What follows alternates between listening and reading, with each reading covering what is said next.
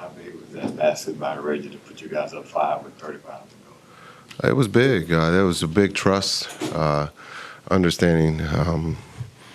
We probably didn't shoot the ball extremely well from the three. We got 38 of them up, but Reggie's shot was big, and I think just the trust factor that that group that was on the floor, Luka getting doubled and the swing, and getting a wide open three. He makes it, and we kind of take control of the game. What does it say that he was able to make that shot when he hadn't scored all night? Well, it just shows the trust that his teammates and the coaches and, everyone has in Reggie.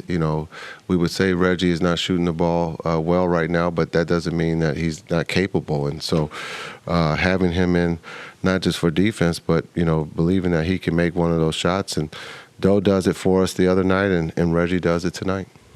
Coach, what went right in the fourth quarter tonight?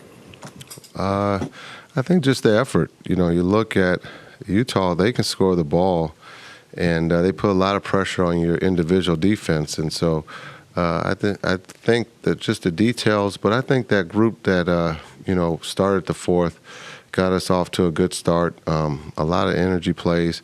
DP was great. C. Wood was great for us. And so I think that's the group. And then when Luka comes back at the 6-minute mark, he's there to take us home. You knew that teams in this league aren't going to let him play one-on-one, so guys have to make shots, and they did. Did you come into the game expecting to play or planning to play zone defense as much as you did? Yeah, we're working on that. Since we can't guard man-to-man right now, we're going to try everything. So we looked at the zone. The zone helped us stay in the game.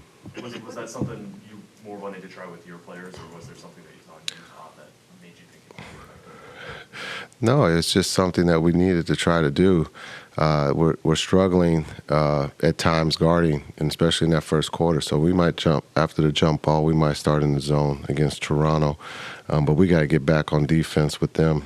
They put up 143 tonight, so we get a good test. But to answer your question, we're going to play zone whenever we get a chance.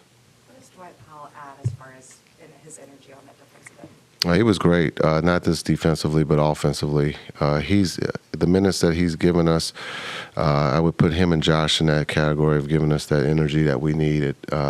We're flat to start the game. We're one of the worst teams in the first quarter on the defensive end, so we gotta address that. But DP has been great. Josh has been great. Maxi's been great. Maxi doesn't score tonight, but has a big impact on the game for us. Is the way Dwight performing, and is that making you consider starting him to get that energy to start the game? If I can start 6, yeah. I'll take the T. I'll pay the fine. No, but he deserves it. That would be something that we talk about. So we'll see. Luka scored 30-plus in all 7 games this year. Hadn't happened since Wilt in 62, 63. It's been a while.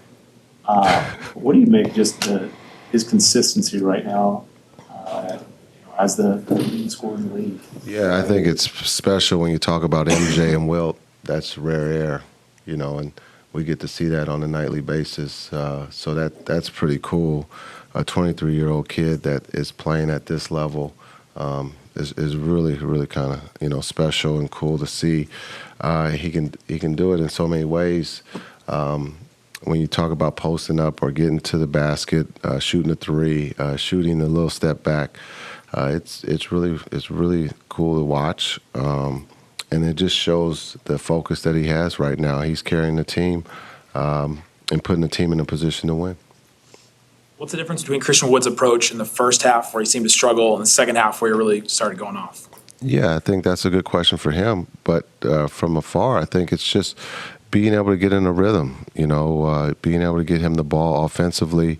And then we were in the zone, so that helped for him. And, he's still getting used to the guys. But I think that's a great question for him to be able to answer that. But I think when I'm looking at it from the coach's seat, it's the ability to help us offensively when we're struggling. And then we played to him when Luka was out with that group in the start to fourth. And I think that gives him a lot of energy, and we needed that. Cool. What wish I could repeat everything Spencer just said about you, but it's like a ringing endorsement for whatever you want to be. He was yelling at me in the hallway. So I don't know what he said to you guys. How are you able to do this, Dwight? Because there were a few games this year you didn't play after starting and playing in every game last season. How are you able to keep your composure and just say my time will come? I mean, you said it right there.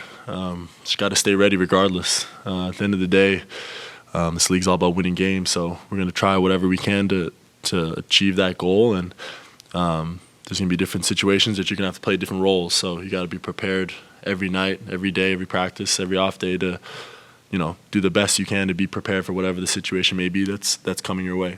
What were you guys able to do tonight? Falling behind by 15 in the third quarter. Stay locked in, stick to our game plan, compete defensively, fly around. But yeah, just staying in the game, being resilient.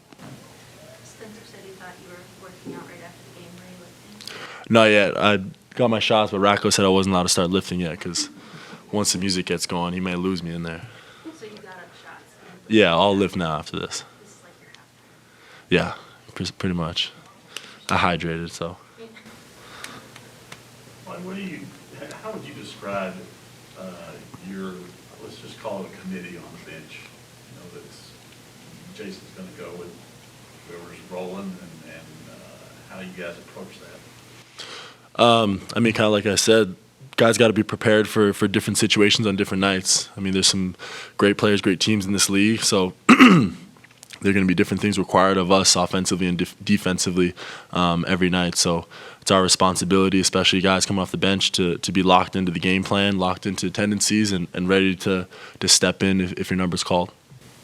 How do you describe what Reggie was able to do tonight? He hadn't scored all night, and he comes up with the biggest shot of the night when he gets the guys up 5. Yeah, I mean, zero surprise at all. Like, that's what Reggie does, hits big shots. But even more so, he competes from the tip ball to the very last buzzer. So we know shots are going to fall from our shooters. They may not make them every single night, but we know that we trust them and we expect them to shoot in those big moments, and we know they're more than capable. So there was no surprise to see that ball go in, and especially the way he's competing all night. You've gotten close with Josh over the last few years. What stood out to you most just about how he maybe looks more comfortable at where he's been this summer and how that's been out? Yeah, he put a lot of work this summer. It's I think some people don't give enough credit to a young player making that big of a jump in the off season, especially with their body and his strength levels, conditioning, his coordination, everything. So the way he's able to kind of now hone his athleticism is huge for us, especially defensively, to be kind of that spark plug to come in and fly around and give us energy. It's huge. So super happy for him and excited for what's to come, because he's obviously only getting better. He's got a worker's mentality. He's not afraid to put in the time. So it's hard to kind of comprehend how difficult it is what he did in terms of the off season, but you got to give him credit, because it's very difficult to change your body already at that stage in your career, and he did that at a very high level. So he's only going to continue to increase his production and effectiveness and helping us win. He says it's like no more hot potato out there for him anymore. Do you sense that even when it's not a game or not a practice, that he just feels a little bit he's more comfortable in like what his role is and just kind of where he's at after the injury? Yeah, I mean, that comes with experience, obviously. It takes time to kind of learn the speed of this game at this level. But also I give him credit for, like I said, honing his athleticism. Like, he was born with some gifts, but that's not enough. He took the time to hone those things and develop his strength and flexibility and endurance especially. So now things that were moving quicker, he's already there before he realizes, so he's able to calm down some of those situations, but still use it to be like that spark plug, like I said, and that energy provider, energy giver, which is huge, what we need. Dwight, like they mentioned, Spencer gave you a 2 to 3 minute mile ring endorsement. What does it mean to know your character both on and off the court has made that much of an impression on him? I mean, it's huge. I have a lot of respect for him as well. He's one of those guys, we kind of always give each other the look, like before anyone gets there, the arena, and after everyone's gone, like, we're both here, and he kind of makes a joke of like, this is my house, like I live here. And I'm like, well, I live here too, so my bedroom's right over there. But No, I appreciate that a lot, especially coming from a guy like him who's the consummate worker and team guy as well. So, it means a lot. Gracias. Oh.